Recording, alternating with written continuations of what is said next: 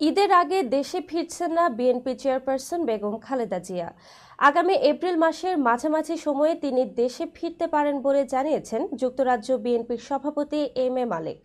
অন্যদিকে লন্ডনে পরিবারের সঙ্গে ঈদ উদযাপন শেষে দ্রুতই তারেক রহমান দেশে ফিরবেন বলে জানিয়েছেন দলটির নেতারা।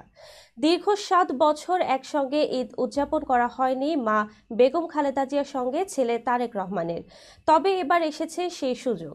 লন্ডনের চিকিৎসার কারণে ছেলের বাসায় অবস্থান করছেন বিএনপি চেয়ারপারসন। যুক্তরাজ্য বিএনপির নেতারা জানিয়েছেন এবার পুত্রের সঙ্গে পবিত্র ঈদ উল ফিতর উদযাপন করবেন বেগম খালেদা জিয়া। ঈদের দিন প্রবাসী বাংলাদেশিদের সঙ্গে মা ছেলে কুশল বিনিময় করবেন বলেও আশা তাদের। বিএনপি চেয়ারপারসনের উপদেষ্টা এম এ মালেক বলেন, আমরা বিশ্বাস করি ম্যাডাম ঈদ এখানেই করবেন। আমরা আশা করব যে তিনি সুস্থ থাকলে নেতাকর্মীদের সঙ্গে হয়তো কুশল বিনিময় করবেন।